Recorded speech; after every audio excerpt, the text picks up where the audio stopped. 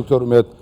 سەباح سەرۆکی دیوانی ئەنجومەنی وەزیرانمان لەگەڵا لە ڕێگەی تەلەفۆنەوە. دکتۆر سڵاوت لێبێت، وردەکاری زیاتر سەبارەت بە بەم ڕێکەوتنەی نێوان هەردووشان دەکا زیاتر لای تۆ هەیە. سپاس کاکەندرێن، بەیانیتان باشتر. ئێمە نزیکەی سەعات 2 لە کۆبوونەوەی یان 1 بۆ 2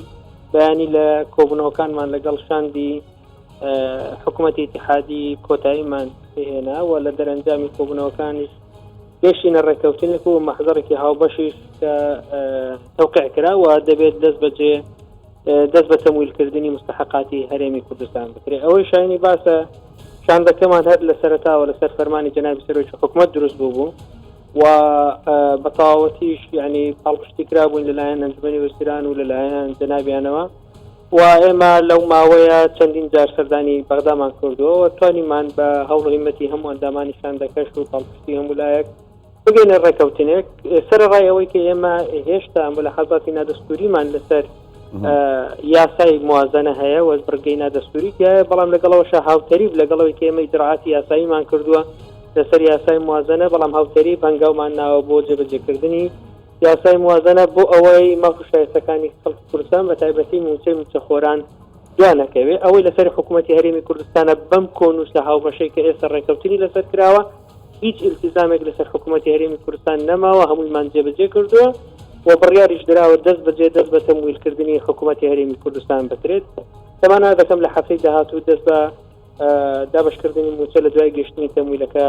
بکرێت. باشە دکتۆر، ینی پرسیارێک دێتە پێشەوە، ئەم ڕێککەوتنە لەگەڵ بەغدا تا چەند لە ئاست خواستی هەرێمی کوردستان؟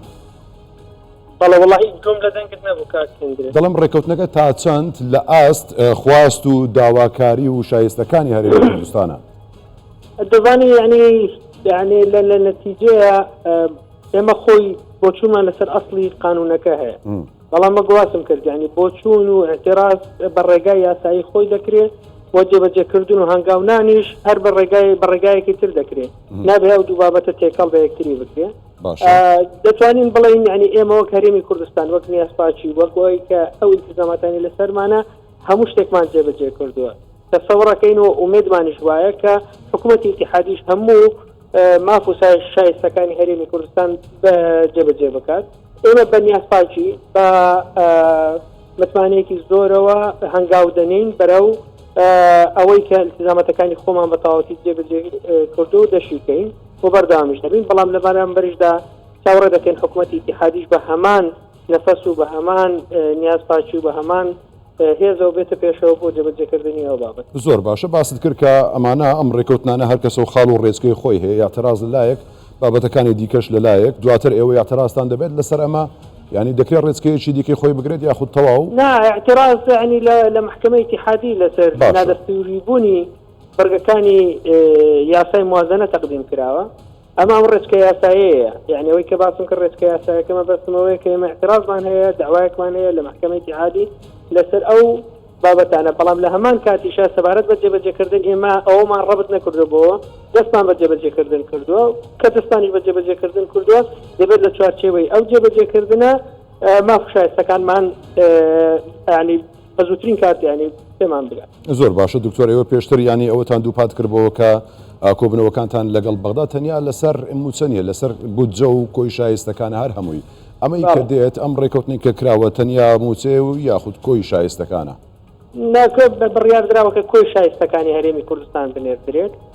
بەڵام ئێمە تەرکیزمان لەسەرەوە کردووە کە دەبێت موچەی موچەخۆران یعنی خاڵی سەرەکی ئەو تەمویلە بێ و سەرەتای هەموو تەمویلەکانیش موچەی موچەخۆران بێ، دواتر بودجەی تەشغیلی و بودجەکانی تریش تێکەڵ ینی بەڵێن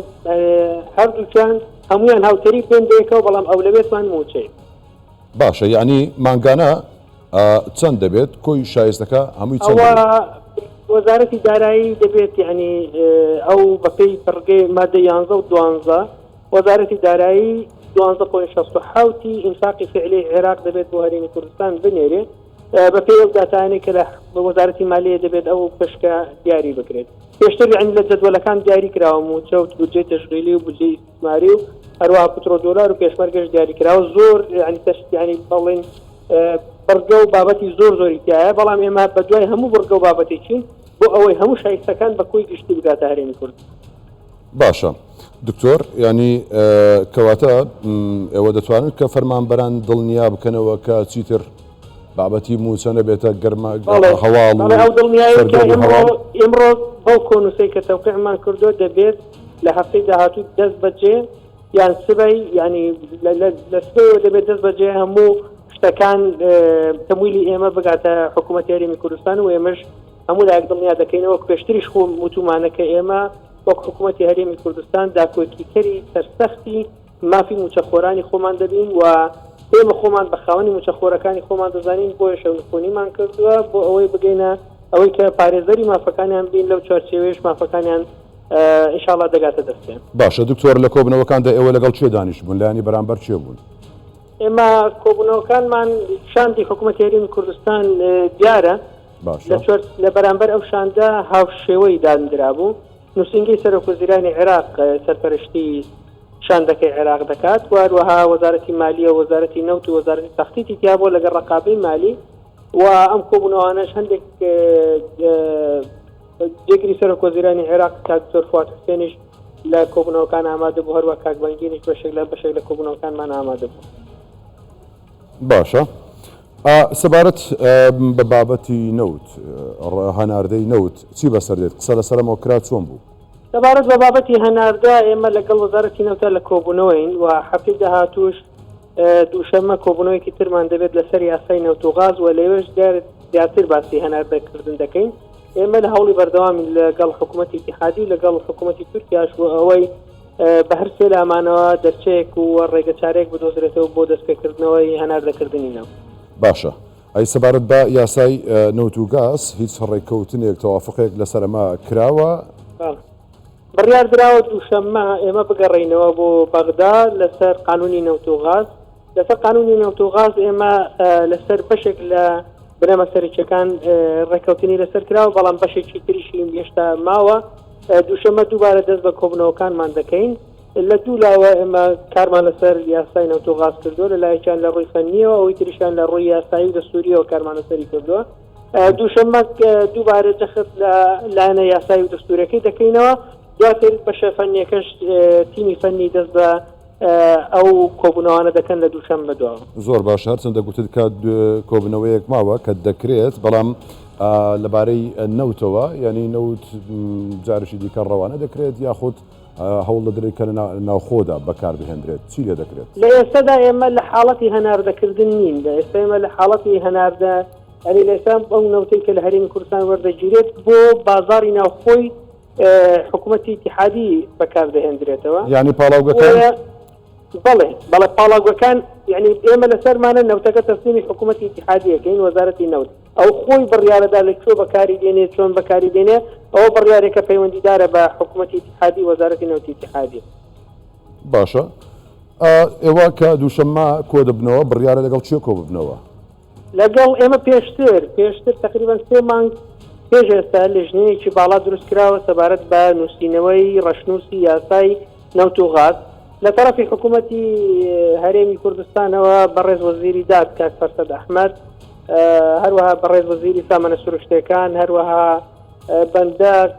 کاک دکتۆر عەبدولحەکیم تیمێکی فەنی و یاسایی لە ئەنجومەنی وەزیران و هەروەها لە وەزارەتی سامانە سروشتەکان بەشدارن. ئێمە لە طرفی ئەوانیشەوە لەگەڵ هەروەها نووسینگی سەرۆکوەزیران و لایەنی قانونی لە ئەمانە عامەی ئەنجومەنی وەزیرانی عێراق و نووسینگی سەرۆکوەزیران و وەزارەتی نەوتی عێراق توابینەوە لەسەر قانونی نەوت و غاز. بەڵێ ئەم ڕەشنووسە کە هەیە ینی چ جۆرێکە هیچ ڕێککەوتنێک هەیە لەسەر یاسای نەوت و گاز و ئەمانە کە پێش وەختە کرابێت؟ بۆرە کاکەندرێن جۆم لە دەنگت ڕەشنووسەکە چۆنە چ جۆرێکە یاخود دیاری کراوە پێشتر کە ڕێککەوتنێک لەسەر مەسەلەی نەوت و گاز کرابێت؟ من باسم کرد وتم یعنی ڕەشنووسەکە ئێمە لە سەرەتاین لەسەر بەشێکی ڕێککەوتین بەڵام بەشێکی زۆری ماوە کە پەیوەندیدارە بە تەفسیرکردنی دەستور بۆ و دەقانەی کە پەیوەندیدارە بە نەوت و غاز و ئەوانەی کە پەیوەندیدارە بە یاساوە بۆ هەندێکشی پەیوەندیدارە بە لایەنی فەنیەوە فەنی و تەکنیکیە کە پەیوەندیدارە بە مەسەلەی نەوت و غاز. ئەم بابەتانە هێشتا ماون بەڵام ئێمە هەوڵمان داوە لە چەند کۆبوونەوەی پێشوو تاکو ئێستا 4 کۆبوونەوەمان کردو لەسەر یاسای نەوت و غاز ئەم کۆبوونەوەی دووشەم کە دەکرێت پێنجەم کۆبوونەوەیە هەوڵەدەین لەسەر بنەما گشتەکان ڕێککەوین دواتر اینجا بچینە سەر تەفاسیلی بابەتەکانی زۆر باشە دکتۆر لە دەستپێکی قسەکانماندا گوتت ئەگەرچی لە کۆبنەوەکاندا هەندێک تێبینی و ملاحەزاتمان هەبوو بەڵام دوجارەوە گەیشتنە ڕێکەوتنەکە دەمەوێت ئەو بپرسم ئەم گرفتانە چی بوو کە لە کۆبنەوەکەدا هەبوو نەخێرت ینی من وتم ئێمە ملاحەزاتمان هەیە ملاحەزاتی نادەستوری بوونی بڕگەکانی یاسای موازنەی ئەوە لە محکمە زۆر باشە کەواتە ئەمە ئەوەی تر بابەتەکانی تر ئێمە هەتا ئێستا لەگەڵ حکوومەتی اتحادی سێ مەحزەرمان هەیە هەر سێ مەحزەرەکەمان تەوقیع کردووە سێ کۆنووسمان هەیە لەناو کۆنووسەکان نەخشە ڕێگەمان داناوە چۆن ئەرکەکان و چۆنیش مافەکان دیاری بکرێن و چۆنیش جێبەجێ بکرێن ئێمە لێرە لەم چارچێوەیە ئەرکی خۆمان جێبەجێ کردووە بۆیە دەبێت دەست بەجێ دەست تا پێدانی مافەکانیشمان بکرێت لە چارچێوەی زۆر باشە دکتۆر ئەگەر دیقەت بدەینە ینی ئەو ڕێکەوتنە لەگەڵ هەرێمی کوردستاندا دواکەوت ینی تۆزێک ئەم دواکەوتنە ئەگەر بە دیاریکراوی باسی بکەی لەبەرچی ئەزانی ینی ئێمە ئەبێ ئەومان دەستکرد نەچێ ئێمە لە 2014ەوە تاکو 2023 پەیوەندیەکی موسساتی بە تایبەتی لە ڕووی دارایی لە نێوان هەرێمی کوردستان و بەغدان نەبووە ئێمە ئێستا لە قۆناغێکی دروستکردنی پەیوەندیەکی دەستوری یاسایین لەگەڵ حکوومەتی اتحادی لە ڕووی فدرالیەتی مالی و لە ڕووی تێکەڵبوونی هەرێمی کوردستان لەگەڵ بڕگەکانی بودجەی اتحادی بۆیە ئەمە بابەتێکی سروشتیە ئەگەر ئێمە لە قۆناغی دروستکردن هەندێک کاتمان پێویستە بەڵام خۆشبەختانە لە دەرەنجام گەشتێتە ڕێکەوتن ومێت دەکەم کە ئەو ڕێکەوتنانەوە خۆی جێبەجێ زۆر باشە ئەدەمەوە پرسیارش لێ بکەم ڕۆڵی سەرۆکوەزیرانی هەرێمی کوردستان کە پەیوەندی تەلەفۆنیشانە بوو لەگەڵ سوودانی تا چەند کاریگەریە بوو لەسەر ئەم ڕێکەوتنە بێگومان بەڕێز سەرۆکوەزیران لە یەکەم ڕۆژەوە بە پەرۆشەوە یعنی ئەولەوێتی خۆی ئەم بابەتەی داناوە و لە هەموو کاتێک سەرپەرشتی کارەکانی کردووە و لە هەموو کاتێک کە ئێمە ینی تووشی گرفتێک بووبێتین تووشی نەگەشتنە ڕێکەوتنێک کەوت بێتین هێزی خۆی پێگەی خۆی بەکارهێناوە و دەورێکی یەکدار زۆری هەبووە لە ئەوەی کە هەموو ئەو بربەستانەی لە پێشمان هەموو بێت داڵیداوە و دەکرێت یعنی ئەمە بە ئەولەوێتی کارەکانی خۆی داناوە سەر ڕایەوەی کە جەنابیان ملاحەزەی هەیە لەسەر یاسای موازنە و بڕگەی نادەستوری بوونی ئەو بڕگان بەڵام لە هەمان کاتە شەونخوونی کردووە و شاندەکانی حکوومەتی هەرێمی کوردستانی کۆمەک کردووە و هەڵپشتی کردووە بۆ ئەوەی بتوانن